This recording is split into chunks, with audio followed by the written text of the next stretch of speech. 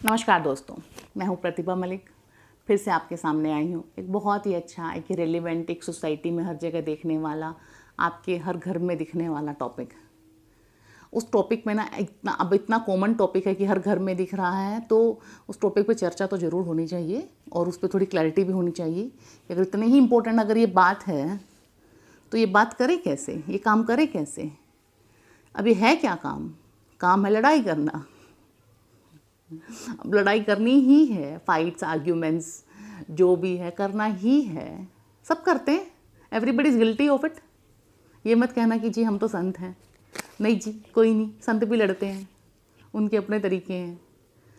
अब लड़ाई ना गलत चीज़ नहीं है। एक तो पहले आप इस बात को दिमाग से निकाल दो कि अरे अरे अरे अब लड़ाई के बारे में भी बात करेंगे, हम लड़ाई की बात करेंगे तो लड़ाई हमारे घर में आ जाएगी। गलत बात, गलत बात। नहीं नहीं, ये फालतू वाला पॉजिटिविटी हटा दो लाइफ से कि ज़बरदस्ती के पॉजिटिव रहना हमने, तो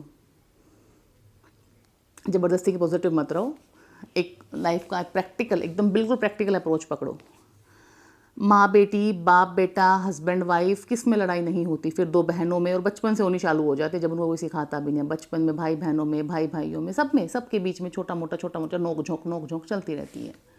तो क्या वो गलत है? नहीं, हमने खुद देखा है कि उस चीज़ से रिश्ते और निखरते हैं और रिश्ते बिल्डअप होते हैं, फ्रस्ट्रेशंस बाहर निकल आती हैं, जो भी मन की बातें हैं वो निकल जानी चाहिए। बीच बीच में लड़ाइयाँ होती रहनी चाहिए, but in a very very healthy way.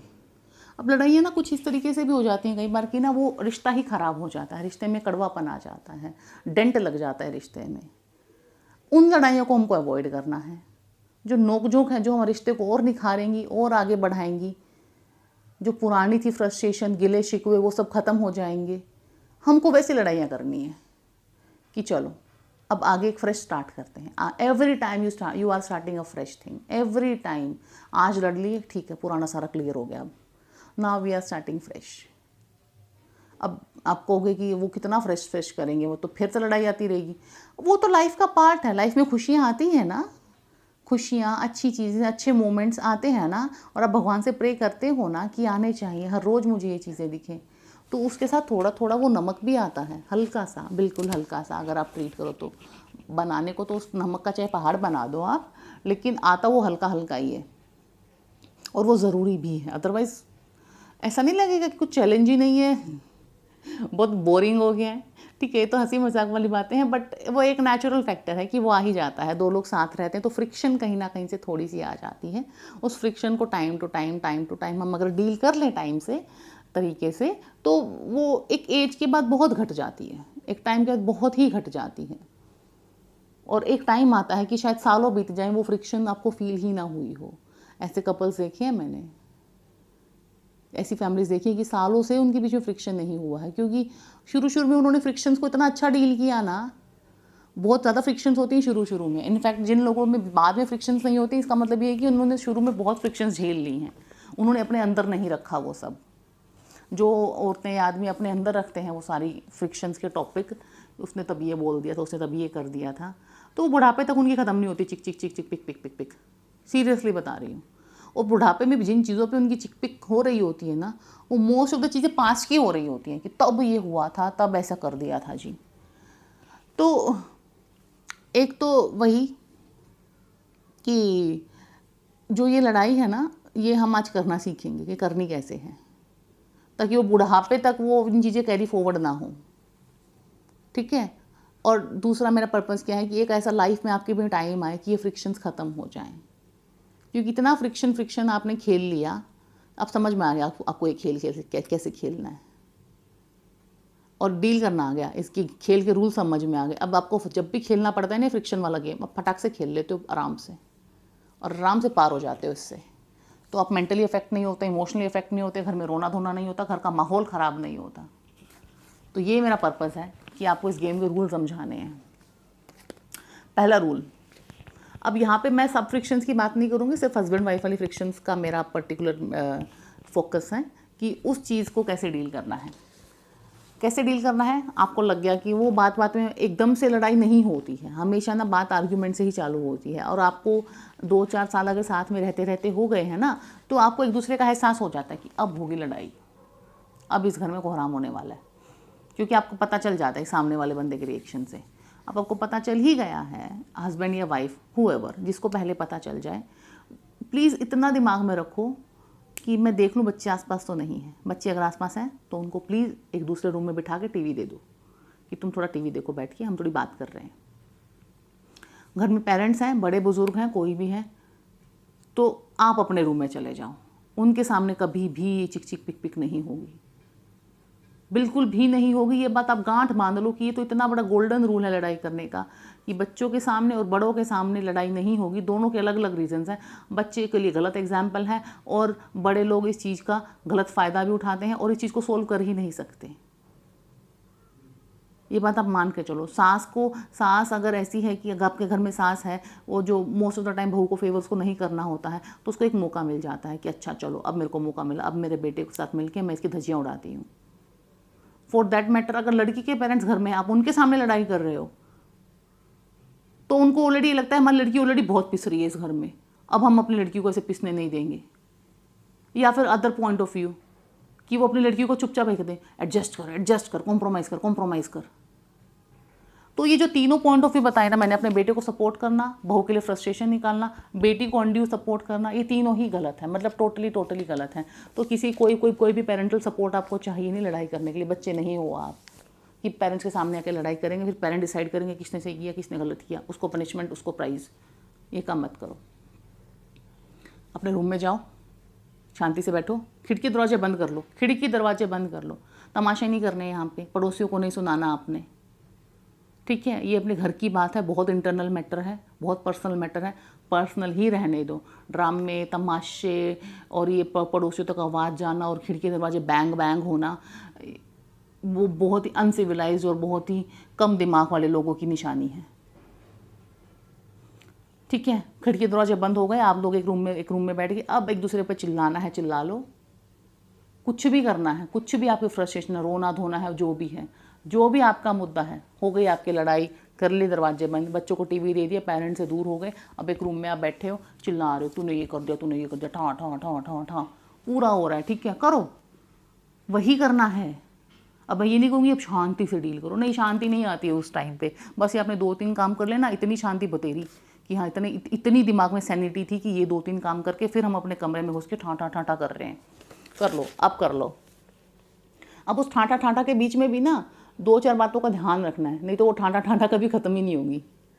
क्या बातें हैं? पहली बात तो ये कि जिस मुद्दे पे आज लड़ाई हुई है, करंट जो टॉपिक है आज का, जो आज प्रॉब्लम है, जो ताज़ी प्रॉब्लम है, उसी ताज़ी प्रॉब्लम पे लड़ाई होगी। उसके बीच में ना कोई पास्ट की प्रॉब्लम या पास्ट की लड़ाई या पास्ट वाला किसी की गलती, तूने तो तब भी ये किया था, अरे उस तब ये किया था ना, तब उसके लिए सॉरी बोल दिया था, तो उसको प्लीज़ एवरी टाइम मत बीच में लाओ। ये बहुत बड़ी प्रॉब्लम है। मोस्ट ऑफ द टाइम हो क्या रहा होता है ना कि जिस टॉपिक पे लड़ाई होती है ना, वो टॉपिक तो डाइवर्ट हो जाता है, फिर कोई पुराना टॉपिक बीच में घुस जाता है और फिर उस टॉपिक पे इतनी बड़ी लड़ाई बन जाती है जो आज का टॉपिक था ही नहीं। समझ रहे हो? कलेश लड़ाई बहुत अच्छी चीज़ नहीं है। तो पुरानी चीज़ों के भी उठा के कलेश आपने करने हैं तो कितने मर्जी कर लो। हर सबकी लाइफ में इतनी प्रॉब्लम, इतने टॉपिक्स होते हैं कि वो पुरानी चीज़ों पे उठा के रोज़ कलेश किए जा सकते हैं। पर आप अगर उस रूम में बैठे हो तो आप ये सोच के बैठे हो कि जो भी ये पॉइंट था आज का हमारा, हमको इसको सॉर्ट आउट करके बाहर निकलना है। इतना पर्पस लेके जाना आपने, ना कि ये कि आज से पहले 10-15 साल के जितने भी टॉपिक्स हैं आज सबको डिस्कस करेंगे बैठ के, सारे हिस्ट्री पढ़ेंगे बैठ के। ये नहीं करना। कभी भी पास्ट के टॉपिक्स उस लड़ाई में मत लाओ। जो मुद्दा है ना बस उसी मुद्दे पे बात करो, बस जो मुद्दा है बस कॉन्सेंट्रेट ऑन द मुद्दा। जैसे ही एक पार्टनर दूसरे मुद्दे से हटता दिखाई दे, बिल्कुल उसको टोक दो कि नहीं, ये आज के मुद्दे से रिलेटेड नहीं है, आज के मुद्दे को सॉर्ट आउट कर पहले। ऐसा क्यों बोला, ऐसा क्यों किया, सिर्फ आज का मुद्दा।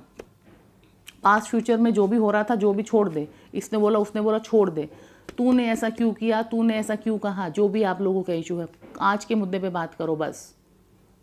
ये इतना बड़ा गोल्डन रूल है ना कि जो लड़ाइयाँ 5-6 घंटे 4 घंटे में सोल्व होती हैं वो शायद 1 घंटे में सोल्व हो जाएंगी, क्योंकि मोस्ट ऑफ द लड़ाइयों में ना इधर उधर के मुद्दे बीच में घुस जाते हैं। दूसरी बात जो आपको लड़ाई करते हुए बहुत ज़्यादा ध्यान रखनी है, किसी के भी पेरेंट्स का रेफरेंस नहीं देंगे।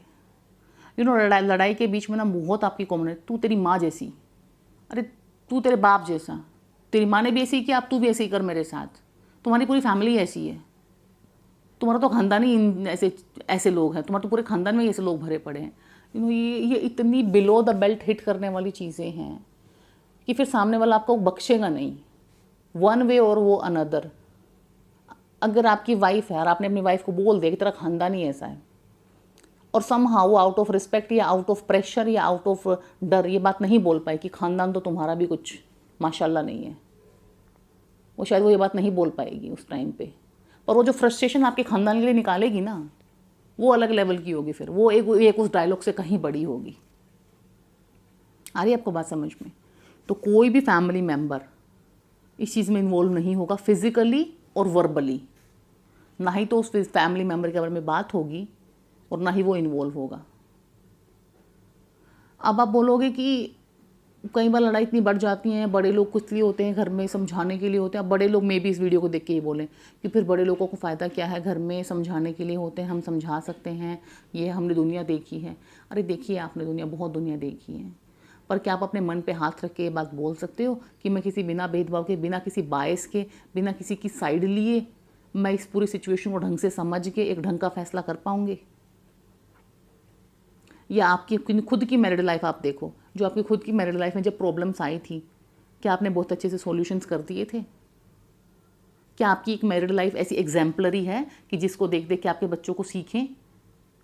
या फिर आपने भी पूरी लाइफ अपनी फ्रस्ट्रेशंस में और प्रॉब्लम्स में और इन्हीं चीज़ों में गुजारी है?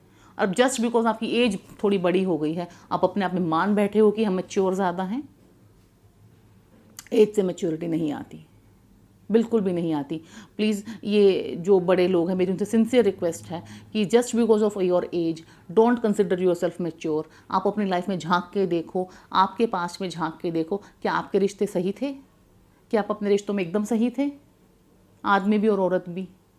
क्या आपके भाई बहनों से, आपकी बीवी से, आपके समाज में, आपके बॉस से आपकी पूरी एकदम अच्छी बनती आई थी? आपने हर चीज़ बहुत अच्छे से डील की थी तो बहुत बड़ी, अपने बच्चों को भी सिखा दो कैसे करना है। और नहीं की थी ना, तो उनके मैटर से दूर रहो, बिल्कुल दूर रहो। उनको बोलो कि देखो भैया, हमको ज़्यादा नहीं पता इस बारे में, नई जनरेशन है, नई प्रॉब्लम्स हैं, और हमारी जनरेशन में प्रॉब्लम कभी आई नहीं थी, या आई थी तो हमसे भी ढंग से डील हुई नहीं थी।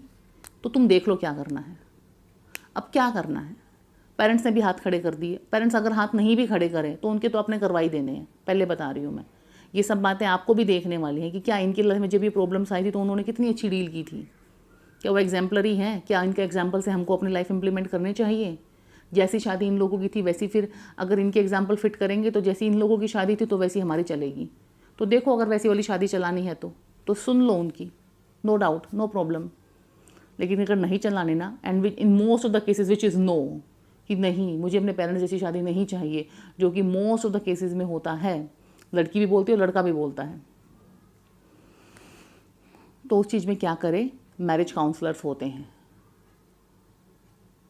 साइकोलॉजिस्ट होते हैं। आप अगर पर्सनल किसी प्रॉब्लम से गुजर रहे हो जिसकी वजह से आपकी शादी अफेक्ट हो रही है, जो कि बहुत सारे केसेस में होता है कि प्रॉब्लम आपकी पर्सनल होती है, अफेक्ट पूरी फैमिली हो रही होती है, तो प्लीज़ उस चीज़ के लिए काउंसलिंग दो, थेरेपी लो।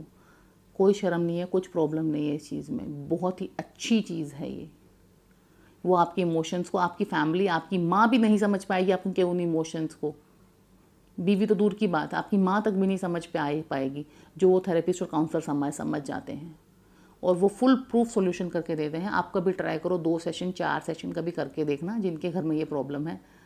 अगर फ़ायदा मिले तो प्लीज़ मुझे कमेंट सेक्शन में थम्स अप कर देना कि हाँ, आपकी इस बात से हमको थोड़ा फ़ायदा मिला। डेफिनेटली आपको मिलने वाला है, ठीक है। ये था तीसरा रूल, पेरेंट्स को इन्वॉल्व नहीं करना, वर्बली भी नहीं, और फैसला करने के लिए भी नहीं, जज बन के भी नहीं। अब चौथी बात क्या बताने वाली हूँ मैं। अगेन लड़ाई का बहुत बड़ा ग्राउंड रूल ये है कि यूजुअली ना कपल्स में ना बहुत प्यार, बहुत मैच्योरिटी, बहुत रिस्पेक्ट होती है। अच्छे कपल्स होते हैं वो, नॉर्मल लाइफ में उनको देखें तो बहुत अच्छे दिखते हैं कि हाँ, they are raising good kids, they are raising a good family, they are coming from a good family, अच्छे रिस्पॉन्सिबल सिटीजन भी दिखाई देते हैं। पर एट टाइम्स उन्हीं कपल्स की अगर हम बात करें, जब वो लड़ाई करते हैं ना, तब वो पता नहीं कितना अजीब हो जाता है उनके बीच में वो सिस्टम, कि दोनों को बस जीतना होता है, कि बस समहाउ मैं जीत जाऊँ, चाहे मैं वो कुछ भी कह के जीत जाऊँ। उल्टा सीधा इसकी माँ के बारे में बोल देता हूँ, इसकी फैमिली के बारे में बोल देता हूँ, लड़की सोचती है कि इसकी फैमिली के बारे में बोल देती हूँ, या कुछ इसका ऐसा कुछ तो पास्ट का कुछ तो ऐसी फालतू की बात पकड़ के ले आती हूँ जिससे ये झेप जाए और मैं जीत जाऊँ। मतलब उस टाइम पे ना आपका अल्टीमेट गोल होता है जीतना। और मेरे को ये लगता है कि जिस भी पार्टनर का अल्टीमेट गोल लड़ाई की स्टार्टिंग में जीतना बन गया है, वो पार्टनर फिर लाइफ में हारता है। उस लड़ाई में तो शायद आप जीत जाओगे,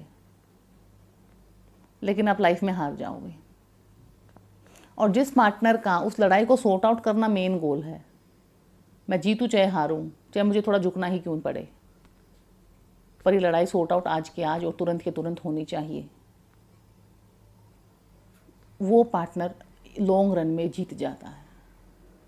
आपने पिछले जनरेशन की औरतें देखी होंगी, यूजुअली वो हर लड़ाई में हारती थी, कॉम्प्रोमाइज़ करती थी, लेकिन बुढ़ापे में जाके देखो। मैं ये नहीं कह रही कि आप, हमारी पुरानी जनरेशन की औरतों ने तो बहुत ही अलग लेवल के अत्याचार बर्दाश्त किए हैं और अलग लेवल की प्रॉब्लम थी उनकी, तो उस लेवल की प्रॉब्लम्स तो भगवान से दुआ है कि ना हो आपकी लाइफ में। लेकिन बात ये है कि जिस चीज़ ने एडजस्ट किया है उस टाइम में, जिस चीज़ ने ये सोचा है कि मेरा मेन पॉइंट है आज की लड़ाई को सॉर्ट आउट करना, मेरे घर का माहौल ना ख़राब होने देना, और मेरे को अपना पॉइंट को प्रूव नहीं करना, और मेरे को कोई जीतना नहीं है इस लड़ाई में, तो आप मानो। और मैं ये बात बोल के चलती हूँ, अगर दोनों पार्टनर्स का ये थॉट प्रोसेस हुआ ना, तो फिर लाइफ में स्वर्ग है। फिर आप देखना, आपकी लड़ाई भी आपको रोमांटिक लगेगी कि अरे वाह, कि चलो लड़ाई हो गई, कोई बात नहीं, गिले शिकवे दूर हो गए। आप उस लड़ाई के बाद ना एक दूसरे से और क्लोज फील करोगे, और प्यार मोहब्बत बढ़ेगा आपके बीच में, अगर इस एटीट्यूड से आपने लड़ाई की तो।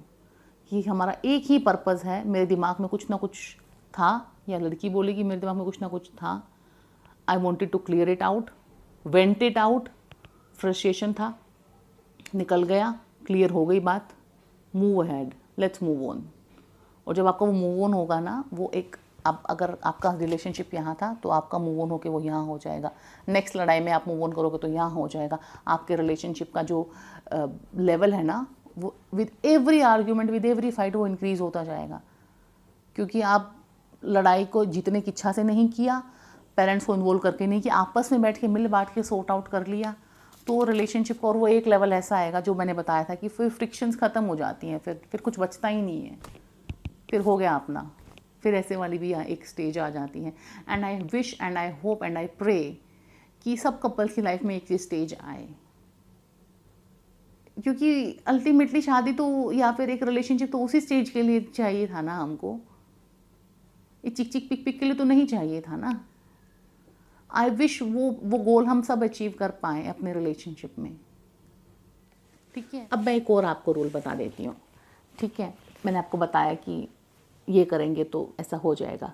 एक और इस चीज़ में एक बात आती है कि ना, कई बार क्या होता है कि जो कपल्स की लड़ाई हो रही होती है ना, उसके पीछे ना रीज़न्स कुछ और ही होते हैं। मतलब कई बार तो वो मुद्दा ही रीज़न होता है, जो भी आपके बीच में मुद्दा है, कई बार वो मुद्दा रीज़न ना हो के रीज़न कुछ और होते हैं, जैसे आदमी का ईगो या औरत की ईगो, जैसे कि किसी और बात पे फ्रस्ट्रेशन, जैसे कि किसी और बात का गुस्सा, जैसे कि ऑफिस का गुस्सा घर पे निकलना। तो इतने सारे रीज़न्स होते हैं, मल्टीपल रीज़न्स होते हैं, और लड़ाई अगर बढ़ रही है तो प्लीज़ दोनों लोग एक पॉज लेके ये बात सोचो कि क्या ये मुद्दा इतना बड़ा था जिस पे हम लड़ रहे हैं। और मोस्ट ऑफ द टाइम आप ये बात देखोगे, 100% ऑफ टाइम, इनफैक्ट मेरे को तो ऐसा लगता है 99% तो फॉर श्योर मान दो कि मुद्दे यूजुअली बड़े नहीं होते, अंडरलाइंग रीजंस कुछ और होते हैं। One of the partner is going through a stress, one of the partner is egomaniac, वो बहुत बड़ा ईगोइस्ट है, one of the partner is frustrated, because may be usually औरतें फ्रस्ट्रेटेड होती है घर में काम, बच्चे इन सब चीज़ों से, तो फालतू की क्रिबिंग करने लग जाती है, पै पै पै पै पै पै पै पै पै, हस्बैंड को गुस्सा आ जाता है, क्या यार, क्या मतलब हर बात की पै पै पै। हस्बैंड लोग बाहर का फ्रस्ट्रेशन ला के घर में उड़ेल देते हैं कि मैं तो सारा दिन इतना परेशान। अरे थे आप परेशान, उस परेशान को बाहर छोड़ के आओ।